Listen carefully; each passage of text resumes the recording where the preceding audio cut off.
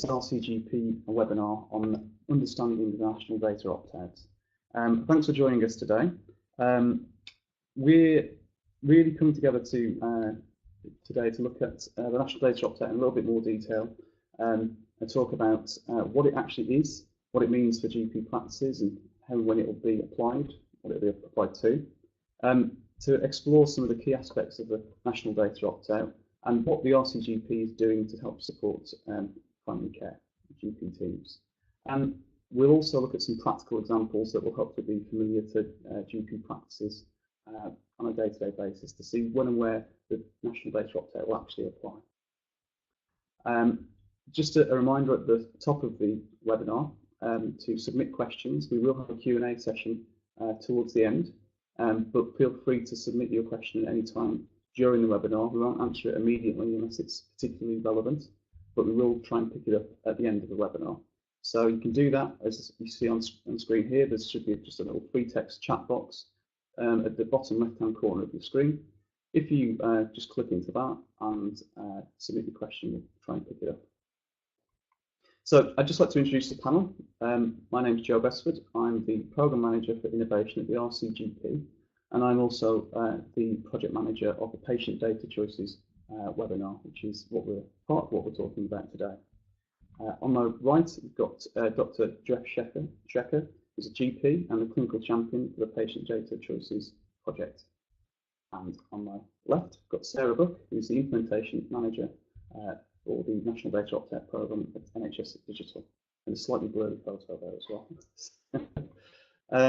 So without further ado, I'm going to hand over to Sara to talk about, first of all, what the National Data Opt-out is all about, how it's been communicated, and what the policy actually looks like. Here we go. So in terms of the background to the National Data Opt-out, I think we know that better use of information and data has the potential to transform health and care for everyone. But people want to know that their privacy and their rights are protected and safeguarded, and they want to know how and when data is shared and be able to make an informed choice about whether they want to share their data or not. So in that context, the Secretary of State for Health commissioned a review on data security and data sharing, and that was commissioned by Dame Fiona Caldicott, the National Guardian for Health and Care. The independent review of data security and consent was published in July 2016, and that was followed by a public consultation that ran until September 2016. The government response was published in July 2017 and accepted all the recommendations that Dame Fiona made. So our work takes place in that context. So it's worth noting that Dame Fiona understood that most people were happy for their data to be shared for their individual care. However, the key point is that she felt that a patient should be able to state their preference once, online or in person, and confident in the knowledge that this will be applied across health and social care. So Dame Fiona felt that people should have a choice about sharing their data for purposes beyond their individual care, so for research and planning. So this next slide gives you a bit more information about the service. It was made available to the public on the 25th of May, and it provides a secure way for patients to express their preference about their use of their data for purposes beyond their individual care. And at the bottom there, you can see the link to the site where patients can set their preference. Pardon. So patients can access the service online. You can use a smartphone, a tablet, or a computer. Or if you don't wish to do that, you can call our telephone service and they can help you with setting your preference online, or they can set the preference for you. And you can also request a postal form if you don't wish to use an online service as well. And both online and through the telephone service, you can access patient information. It provides you with more information really about the choice and the benefits of data sharing. So this just gives you a screenshot of the landing page where you can go and set your preference. And you'll see on the left-hand side, there's a number of links there. So this isn't just a service about setting your preference. There is information on there about the benefits of data sharing, who uses your data and how it's used, and managing your choice. So if you click on number 5 on managing your choice, you'll see underneath that just some key information to point out that from the 25th of May, NHS Digital became the first organisation to uphold national data opt-outs. So any data that NHS Digital collects and processes and releases on a national basis, we're upholding in those circumstances. But also important to note that the other deadline that we've got is that other health and care, social care organisations will all be upholding by March 2020. So how it will work, this is just a high-level overview of how the service works. So on the left-hand side, you can see in the top left-hand corner the online service where patients can go themselves to set their preference. And at the bottom, that little person symbol represents the contact centre. So those are the channels that I just talked about. And where patients are empowered are by that they can store they can set their preference once. It's just stored once centrally on the spine, and then health and social care organisations can access that information when they're ready for upholding. There'll be more webinars in the future that go into more details on the upholding solution. We're not going to cover that in detail today. So the preference is stored once, as I've said, on spine. It's not on PDS, just to point that out. I'd also just like to point out they're working with GP systems at the moment to work with them around the upholding solution in the future. So now I'm going to give you a bit of background, an overview of the policy that lies underneath the National Data Opt-out. I'd just like to point out that it's really worthwhile going on our webpage, and you'll see links to that shortly, and having a look at our operational policy guidance document. This provides you with a lot more detail and in-depth information about the things that I'm going to cover in the next few slides. So the basis of the policy is the NDG review and the associated government response that I covered earlier. So one of the things that Dame Fiona left open was whether there would be a single question or whether there would be 2 questions.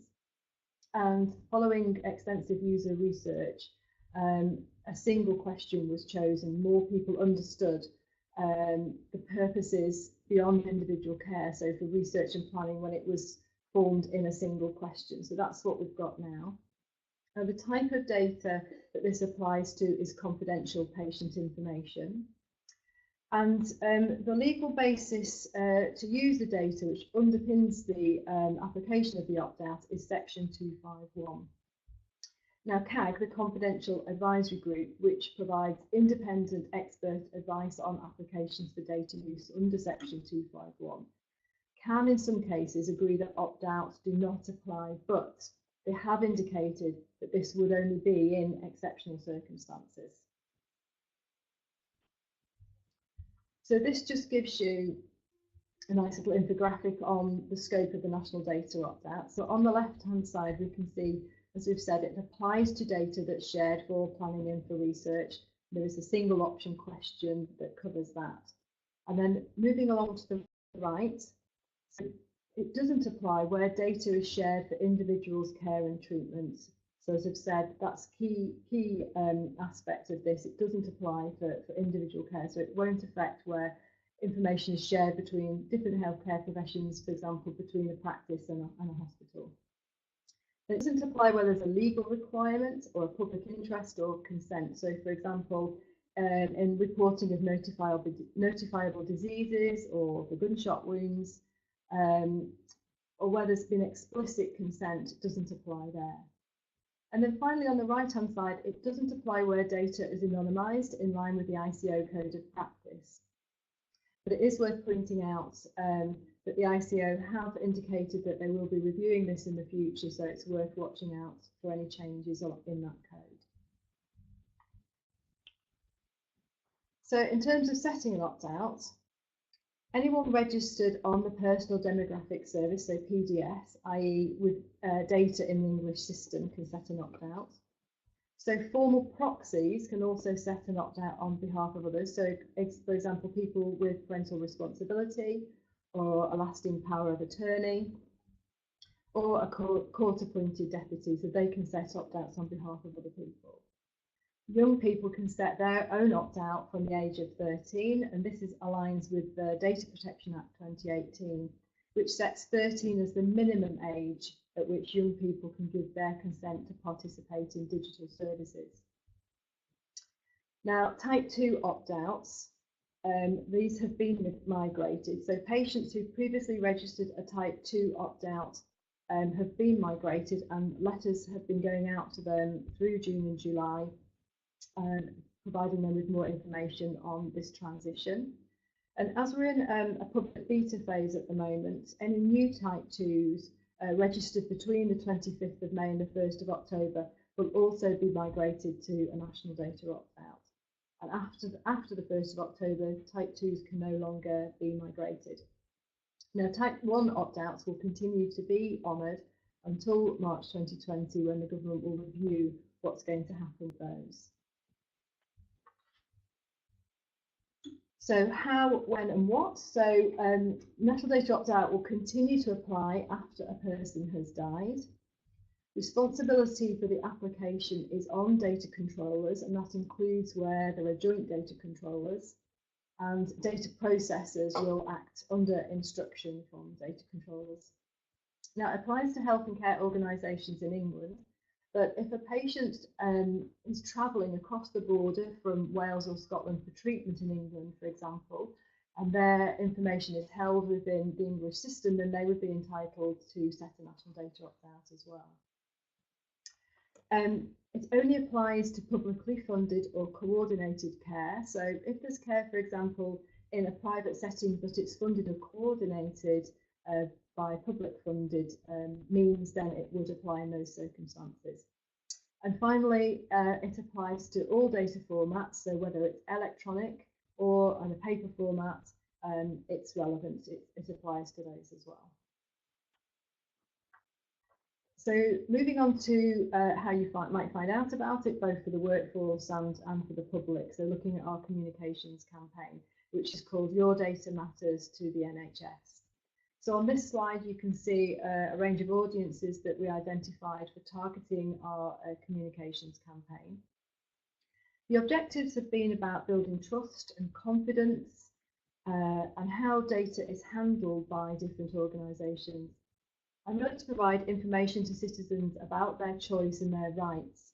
However, it's worth pointing out this is not about encouraging people to go away and set opt-outs. It's really about letting people know who are interested in their rights about their choice and how to get more information and set an opt-out if they wish to do so. We very much, as you saw on one of the earlier slides on the landing page, provide information about how we use patient data, and importantly why. So really importantly about the benefits of data sharing. We provide information on the rules that govern how we handle data and the safeguards that we use to ensure data is protected. And then there's more information about choices people make. So if they want to go to national data opt-out to set their opt-out there, there's more information on how to do that, and where else they can go to get more information on data sharing. So some of these audience groups on this slide will go into the kind of information available to them in a little bit in more detail in the next slides. So how a person will find out, or the public will find out about the national data opt-out. So it could be through our landing page, which is hosted through nhs.uk.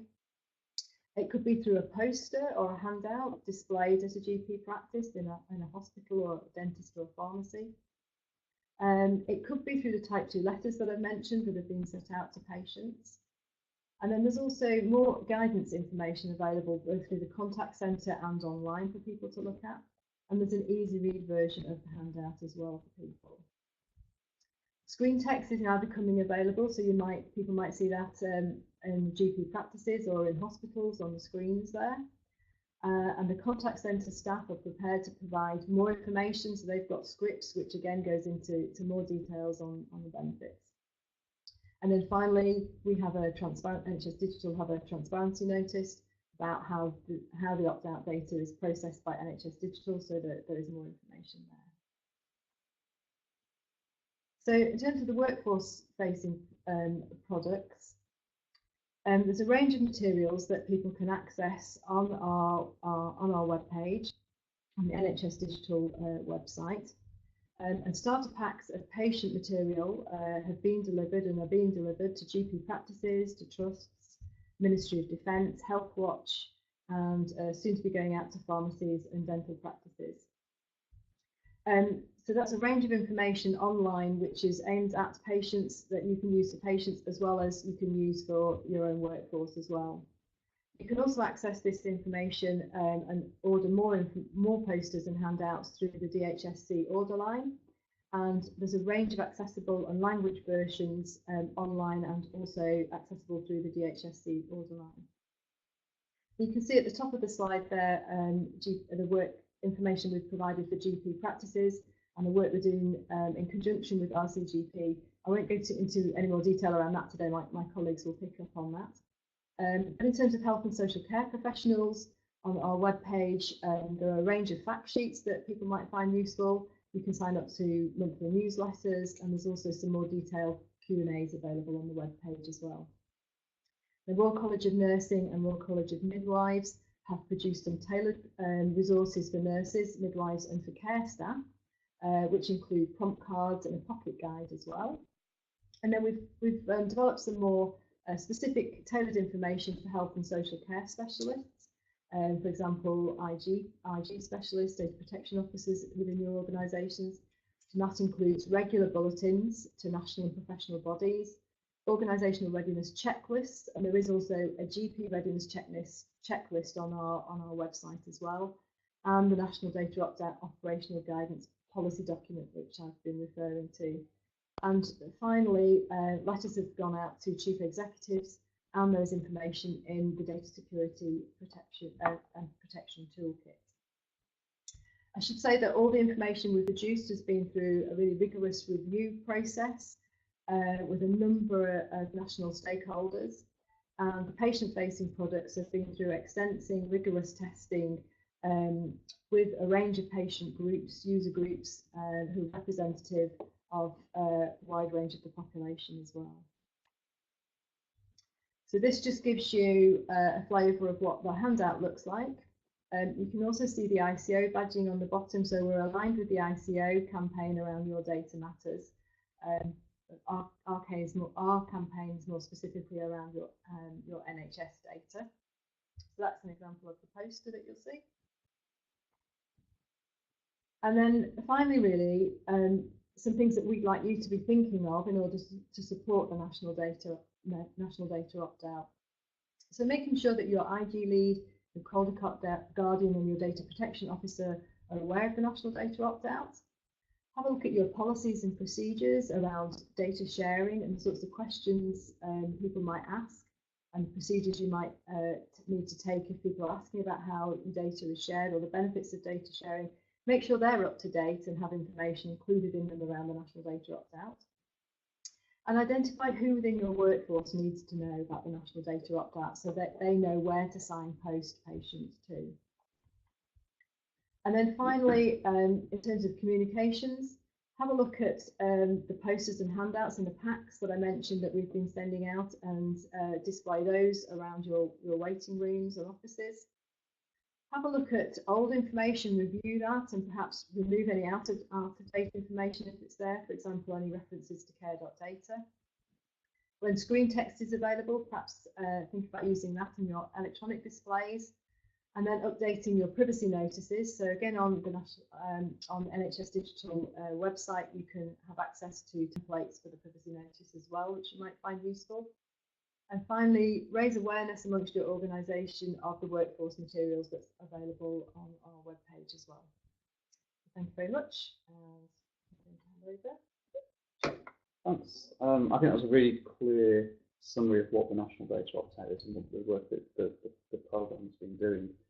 What I want to do in the next section is just talk briefly about what the RCGP has been doing for the profession. So what I want to cover in this section is what the Patient Data Choices Project is, why we're doing it, what are its aims, and what are its outputs as well.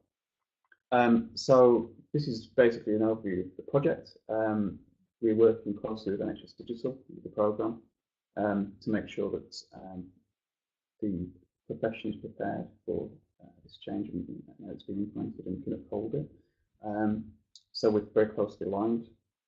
It's a 12-month project. As I mentioned before, Geoff is the clinical champion, but we also have a practice nurse who is also part of the project as well, Joyce Pickering. And just a really important point that with the Royal College of GPs, but we recognise that this is when producing our materials, our products, really this is we're thinking about the whole team because it affects the whole team.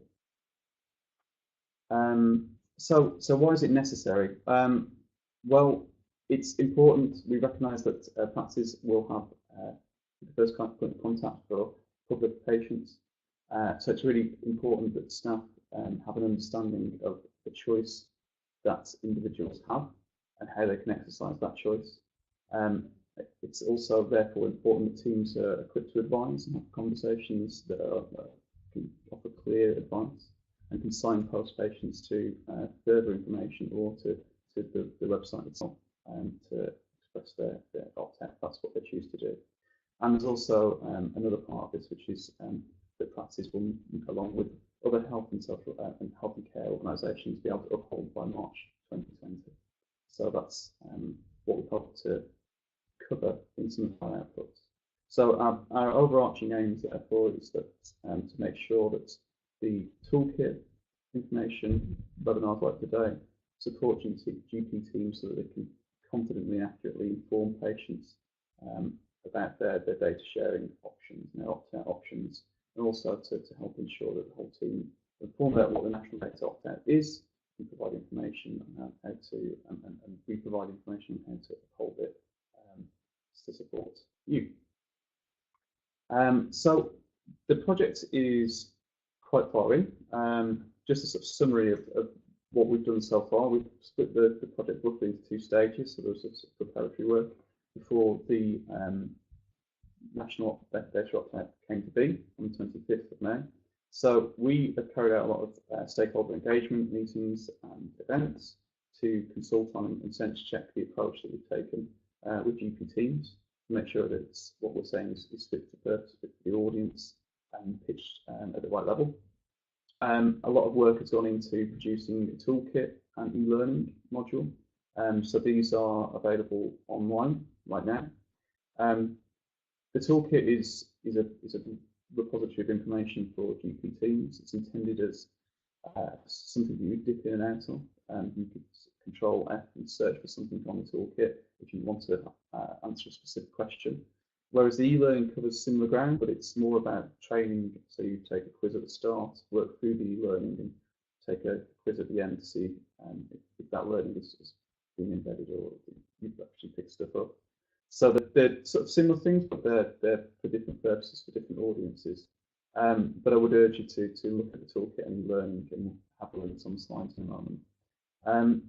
We're also developing other resources as well, or where they exist, signposting to them. And we're running, we've already run 1 webinar, this is the 2nd one, we're running 2 more, and some events. And we also had a national symposium on the 24th of May, which effectively launched the toolkit and e-learning, and that was on the eve of the implementation date. So this is just a sort of screen grab of the e-learning module. You have to create an account to log into that, but anyone can log in. And I really recommend that if you are want to learn more about this, that you work through that. It doesn't take too long to do. Geoff, do you know about 30 minutes. 30 minutes. That's not a huge amount of time out of your day to do, and it really will help you. This is the toolkit, and the link is there. We'll share links to people who joined the webinar after the event, but it's up there. This is on the RCGP website alongside its other clinical toolkits, and like I mentioned before, it's a repository of information. We hope to build on that over the next few months. and include more information on upholding. But as you can just about make out from the second competency there, we've got sort of key points that are really important takeaways. So hopefully we'll cover some of those in this webinar, but again, it's worthwhile you going to that competency if you don't go to anything else, just to look through those key points to see what the impact is, and that would be a useful takeaway. So what else are we doing in stage 2? Well, I've sort of mentioned some of this already, but we're expanding the toolkit. We're doing an additional e-learning module. We're producing more resources which include videos. So the videos are aimed at different parts of the team, so like the GPs, Toolkit guardians, practice nurses, practice managers. We all recognise that each person has a different role to play within this in terms of communicating and upholding. We've got more webinars. I've got some dates on the slide in a moment, and again we'll share those after the webinar. And events. The events are coming up a little bit later in the year, in September, October time. So they'll have a slightly different focus. They'll be looking more at upholding again, rather than this webinar, which really sort of covers what it's all about and the basics essentially. And again, we'll continue to produce some resources and signpost to resources as they are created as well. So these are the dates that we've got coming up. I'll just leave that slide on screen for a moment. So the webinar on the 1st of August is the next one that we're doing, and that's going to be specifically aimed at Toolkit guardians in the practice, and we'll cover some points for upholding as well. I think that's going to be really, really interesting. So it will cover different material to what we're talking about today. So now that's the sort of overview of what the college is doing within the Patient Data Choices project. I'm now going to hand over to Geoff. Thank you. So it falls to me to try and draw all that together into what it actually means for practices and those of us who are trying to keep our head above water in the day-to-day of delivering general practice. The first thing I would say is that this is about GP teams. It is not about GPs. Everyone in the team will need to know something about the data opt-out. Obviously, different people will have different levels of knowledge that they require, but everybody needs to know something. Whether they're just able to answer questions from patients who come in and ask about it, which we'll look at a bit more in the next slide, or whether they do have roles in terms of upholding, which we will touch on, and then, as has been alluded to, we'll be producing more materials to support those with those responsibility over the coming weeks and months. One of the most important things about this, and that if you look at the National Data Guardians report, both the preface and the report itself start with a paragraph about trust. And this is about building trust and showing our trustworthiness to our patients.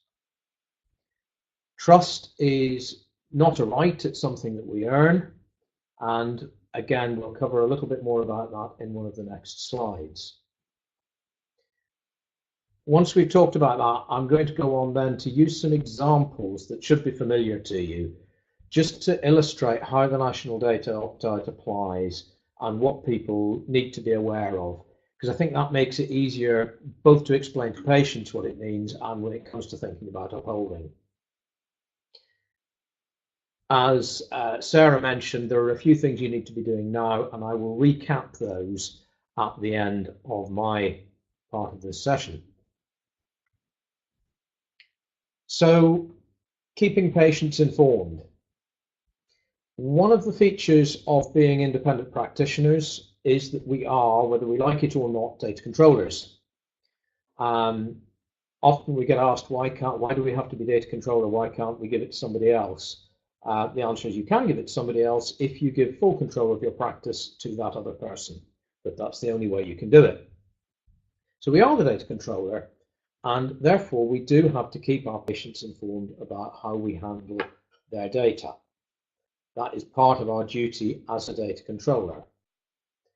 And since the National Data Opt-out is a policy that has a significant impact on what we're doing with our patients' data, it's important that we inform them of what we're doing.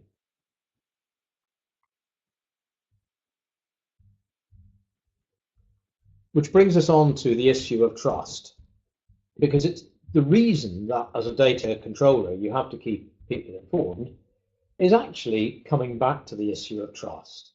People must be able to trust you with their data if they're going to give it to you and if you're going to be in control of it. Currently, doctors are the most highly trusted of all the professions. Although when it comes to being trusted with data, that still means that only 67% of people actually trust us with their data, which means that a slightly alarming large number of people aren't quite sure. So we must build on that trust, because if people don't trust us with information, we can't look after them properly, which is, after all, what we're here for. So we must build that trust. And trust is not something that comes by virtue of a badge that we wear or an exam that we've passed. Trust is conferred on us by people who perceive us to be trustworthy. And one of the most important parts of that is them seeing how we actually handle their data. For anyone who has an interest in this, I would very much recommend that you search YouTube for Honora O'Neill's excellent TED talk about trust and trustworthiness. It gives an important insight. So coming back to the national data opt-out, we have to be able to demonstrate that we understand how we're handling data. But of course, any clinician will be well aware that we don't hold all the information in our head at all times. We all sometimes have to look things up, and knowing where to look is as important as having the information in your head. And that is where the resources that we're producing come in. I would suggest that our toolkit, for example, is an excellent place to go to look. So it's really important that people are aware of that. I just want to talk briefly about background, because I suspect that most people will be aware of type 1 and type 2 objections. Whether or not they know them by those terms, that's what we've been using for the past several years to record patients' choices about their data use beyond their individual care. So the type 1 objection is the code that we put on the record, which says that we don't want, that the patient doesn't want their information leaving the GP record for purposes other than looking after them. That code continues in use at least until March 2020. In the run-up to March 2020, the department is going to consult with the National Data Guardian, and between them they are going to come to a decision about the fate of that right to object going forward. There has also been the type 2 objection, and that is the code which prevents identifiable data leaving what was known as the Health and Social Care Information Centre, which is now called NHS Digital. And this is currently being superseded by the National Data Opt-out. As Sarah said, anyone who has an existing type 2 that has been transferred to a National Data Opt-out, and any codes that you do add between now and the end of September will also be uploaded and transferred to the National Data Opt-out. From the 1st of October, however, you will not be able to add the type 2 code to a patient's records, and patients will have to set a National Data Opt-out themselves. You should by now have received in your practice a letter which explains all this.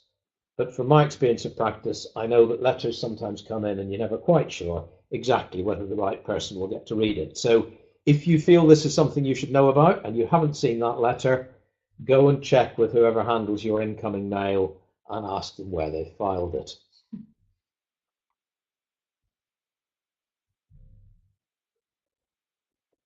So what I'm going to do now is run through some case studies, some examples, which I hope will make it a bit clearer exactly how it works and what the relevance is in your practice. When anybody asks for information, data out of your practice, there are a series of questions that it's useful to ask before you hand it over. And these are the same questions that you need to think about when deciding whether the National Data Opt-out applies. What's involved? What's the process? Why is it happening? What are the benefits? So is this producing benefits to patients in some way? Who's involved? So who's actually receiving the data? Who's processing the data, and who's handing over the data? What sort of data is being collected? Is it aggregate? Is it confidential patient information? Is it demographic data, for example? And particularly where it's confidential patient information, what's the legal basis on which they're actually asking for it? And when you answer those questions, you'll have a much better idea whether you should be providing that data, but also you'll then be able to work out whether the National Data Opt-out should apply. So we'll just start with a nice simple one, which is a practice audit of hypertension. We are all familiar with the process of auditing our practice.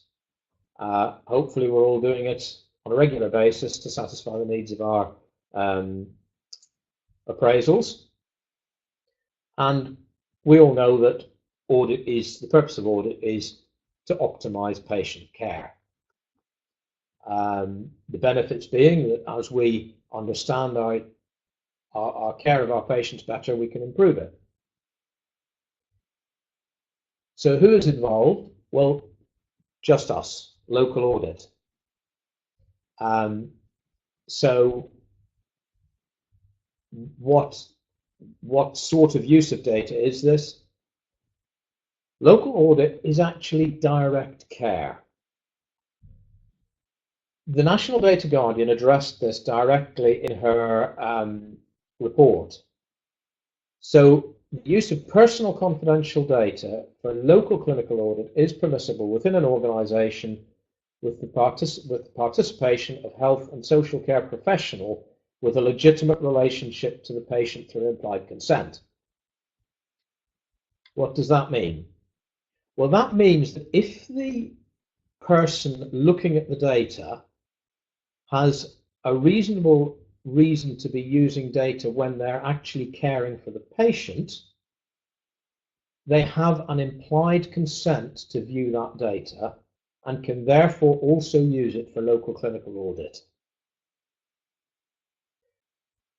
And therefore, the National Data Opt-out does not apply because the person using the data has a legitimate implied consent relationship with that patient and therefore with the data relating to it. So local audit, not a problem. You can get on with it and not worry about the National Data Opt-out. The next example that you should all be familiar with is the dementia data collection, which is currently undertaken from practices through the General Practice Extraction Service, GPES. You will all somewhere in your clinical system have a list of the reports that are being run through GPES, and this is one of them. So what is it?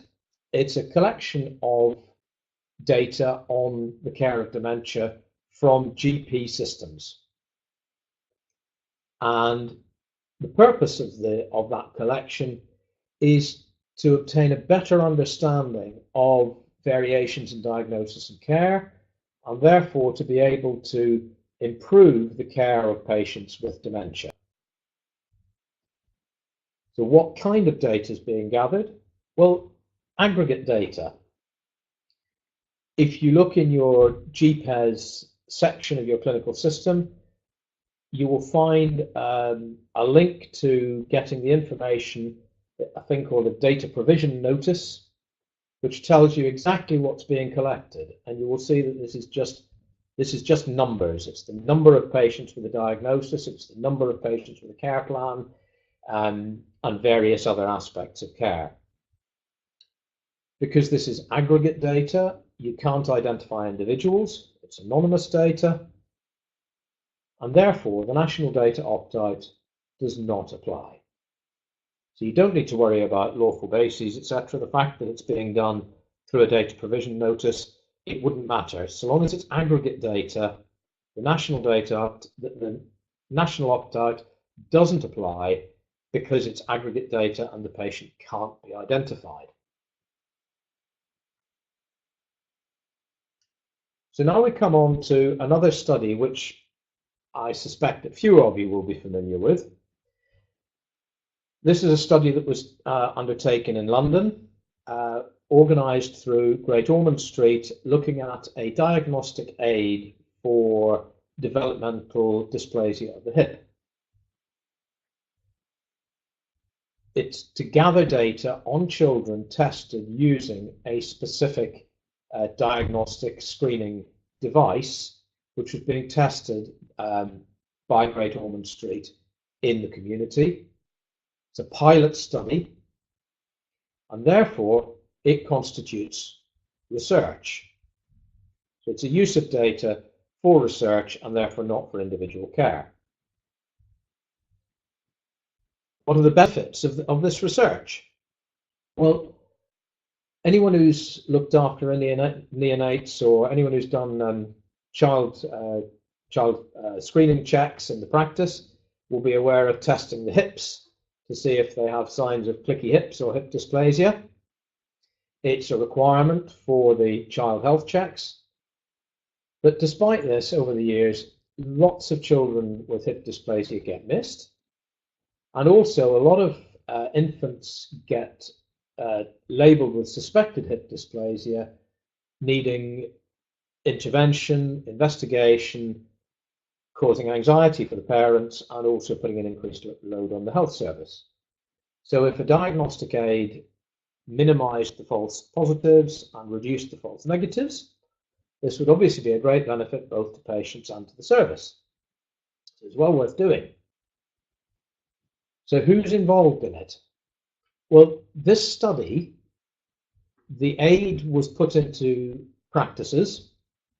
It was then used, and then a researcher came out to the practice to gather details from the GP record, looking through the GP record, went back to the hospital and looked through all the hospital records for the children involved in the study, and linked up the information from the GP records and the hospital records to see whether the diagnostic aid was having the hoped for benefits.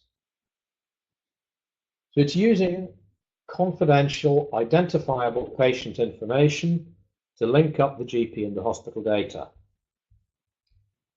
So it needs a legal basis for use of this data under the common law duty of confidence. It could have been done using consent, so it would have been possible for Great Ormond Street to contact everyone who was having a child through all hospitals, hand out leaflets and ask for people to consent. But it was felt that this wouldn't work really for recruiting sufficient numbers, and so the research team went to the confidentiality advisory group, which Sara mentioned earlier, to get approval under Section 251 of the NHS Act 2006. That approval was granted, and so the researchers were able to go out and look at confidential patient information without seeking the individual consent of every patient involved. So we've got a study using confidential information under Section 251, and therefore the national data opt-out does apply. So it's important that if a parent had registered a national data opt-out for a child on whom this diagnostic test had been used, that child's information would have to be excluded from the study.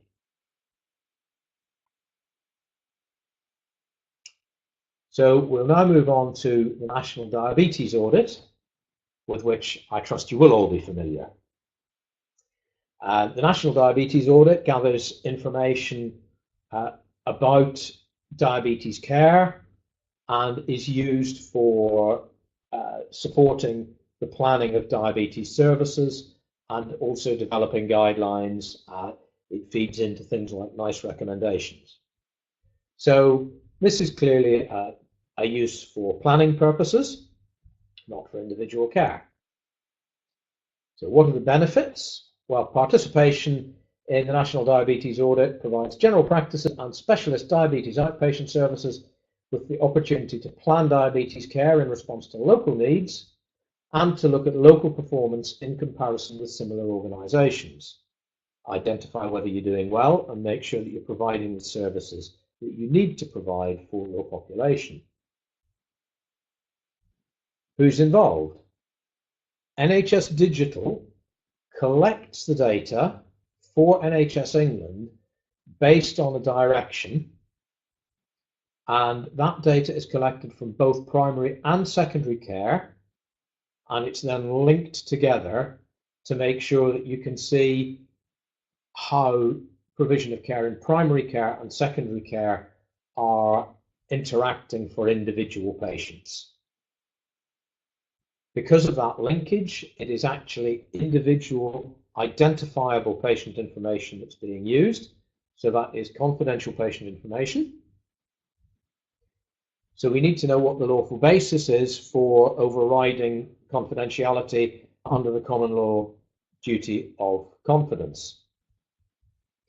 In this case, the lawful basis is a direction by NHS England under Section 254 of the Health and Social Care Act 2012.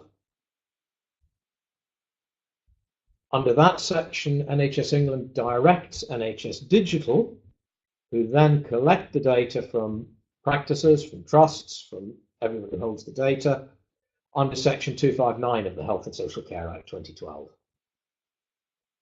That is a mandatory collection of data, a legal requirement, and therefore the national data opt-out does not apply. If you cast your mind back to Sarah's slide with the four boxes, one green, three pinky orange. I'm a bit colorblind, so I'm not sure quite what color it was. Anything which is a legal requirement or a mandatory requirement has been excluded from the national data opt-out. So the national data opt-out would not apply to the National Diabetes Audit. However, patients can object to their data being used in the National Diabetes Audit. So if they have a type 1 objection in place, their GP data would not go to the National Diabetes Audit, but their secondary care data would go. If they have registered the code that there is a specific read code, soon to be SNOMED term, that declines participation in the audit, and that would remove their data from the audit. So the national data opt-out will not apply, but there may be other specific exceptions in cases like this, which you also have to bear in mind.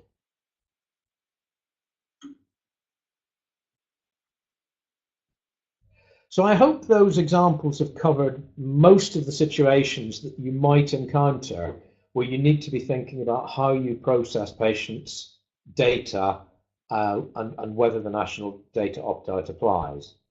It'll only apply if you're handling confidential patient information, and it will only apply if the lawful basis for that handling is under Section 251. And in fact, even under Section 251, there are a couple of exclusions. If you want to know more about that, head over to the toolkit, because that's covered in more detail there. So what do you need to do now? Well, Sarah's covered this earlier, but I will run through it again. First of all, review your existing materials. Every practice as a data controller has to have fair processing information. Make sure you go through that and remove anything which is no longer relevant, and make sure that the stuff that is relevant is now included. Look at your privacy notice, and in a moment I'll give you a link to show where you can get the templates text from the NHS Digital website to cover the national data opt-out in your privacy notice. Make sure all your staff know that it exists and where to look for the information that they might need in their role. Make sure that you have somebody in the practice who is a practice lead, and I would actually recommend 2 people, probably a manager and a clinician, who will understand it in greater detail so that they can make sure the practice is doing everything it needs to. And after the end of September, when we get to the end of the transition period, make sure you're not putting any more type 2 codes onto the patient records. That privacy notice that we've just alluded to is available from this link, which has lots of stuff on it. But if you scroll down to the bottom of the page, you'll see that little bit that I've screenshotted down in the bottom right-hand corner, suggested text for privacy notices. Click the blue link and you'll download a Word document that has the text to copy and paste. So that brings us to the end of the formal presentation part of our webinar. We've had at least one question come in, I see. Yeah, it's about sharing the slides, about sharing the which we can do, and there's obviously lots of useful dates and information in there, so we're happy to do that, and we'll send that out afterwards. I would ask anybody that's on, if you've got any questions. We do have a little bit of time. If you've got any burning questions, then send them to the panel. We do have a few questions that we've got in front of us already. These are sort of common questions that we have been asked, and when I say we, I mean both NHS Digital and RCGP, when we engage with people on this topic in events and meetings, etc., etc. So the first one is a question that tends to get asked is, does this affect the summary care record? Who would take that? Yeah, the simple answer is no. The summary care record is there for direct patient care or individual care.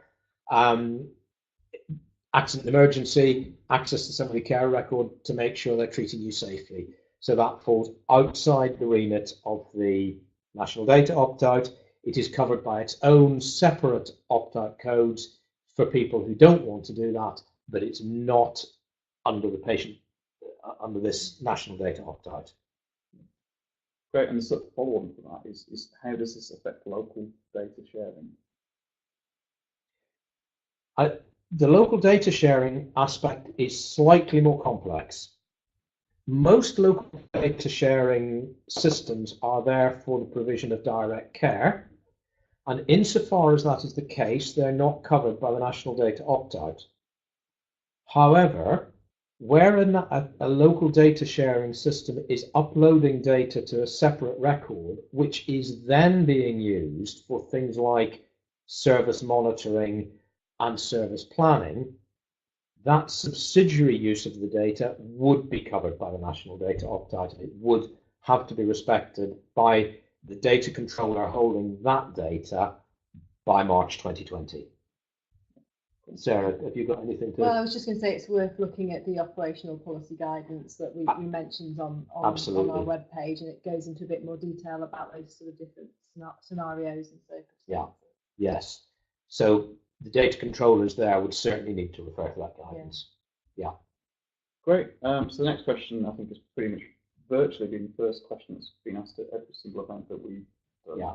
And that is, what relation, if any, does the national data opt-out have with care.data?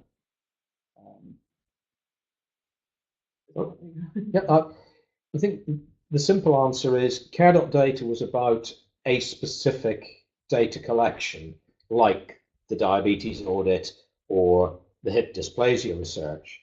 So if someone were to introduce another similar data collection, you would have to apply the same rules. The national data opt-out itself has no impact one way or the other. What would impact on whether that happened again would be the lawful basis on which somebody decided to collect that information. Yeah, the national data opt-out's about giving people information and choice around their preferences around data sharing. It's not about the data collections that's, as you said, around care.data. But surprisingly, there is still information out there about care.data, so we're really keen for people to have a look at the information you've got and make sure it is up to date, and you remove the references to care.data. As we've said, it is a completely different thing now. Care.data is closed, it doesn't exist anymore. But where you do have any reference to care.data, I would suggest that what you think is what you're talking about generically, so that you can replace that with a generic statement about the use of information for research and planning purposes. Great. So just a reminder that we've got a few more minutes. So if you do have a burning question, then to let us know. We've got a couple of more questions just to go through. But please do send your questions in. We've got about 4 minutes left. We will have to finish at 2 o'clock. So the next question we've got is, if my practice is in the primary health research network, will this stop us from taking part? This is a question I've been asked a few times indirectly. Most of the research that's done by the primary health research networks is done through consent. But the question arises with identifying patients who might be suitable to be recruited into the studies. And that's where I think the National Data Guardian's advice on local audit is particularly important and relevant to this as well. So the question that you need to ask yourself is, when I'm looking for patients, does the clinician who is looking at the information have an implied consent relationship with that patient because of their individual care of the patient? So if somebody says, we've got a research nurse who will come and look through your patient's records for you to identify the patients, that person would not have an implied consent relationship already with the patients, and therefore does not have a legitimate right to access the records without a lawful basis. However, if you are being sent the study protocol and as a practice nurse or GP being asked to identify your patients with gout who might be suitable to be recruited to this study, then you're absolutely fine to do that, either by searching the records and looking and sending out a letter, or by putting an alert onto patients' records to say, when I next see Joe, I need to ask him about the study. So it's looking at the person who's going to be looking at the data. Do they have an implied consent relationship through their direct care of the patient, their individual care of the patient? And if so, okay. If not, then you have to look at lawful basis and application of the national data opt-out. Great. So we've probably got time just for one more, which is sort of touched on a little bit there. But the other question is, how would a GP practice know when a patient has opted out? So I think a lot of people wonder if there's going to be a sort of a flag on your screen or on your record, and the answer is no. The opt-out is stored on the spine. As Sarah said, it's not in PDS, so it doesn't link back into the GP record.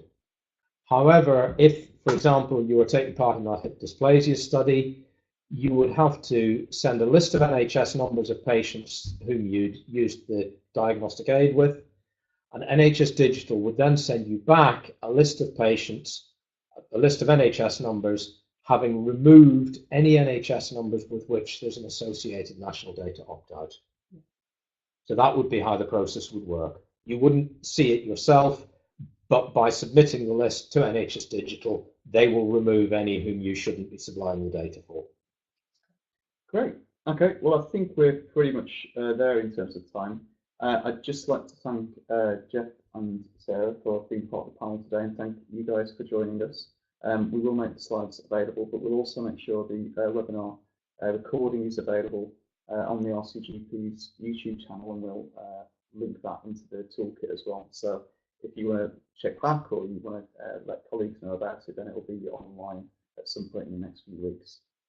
And yeah, just preempting your question there, David. Yes, is the answer. So thanks once again for joining us today. And look out for the dates for the upcoming events and webinars that we've got in the slide deck. Hope to see some of you there.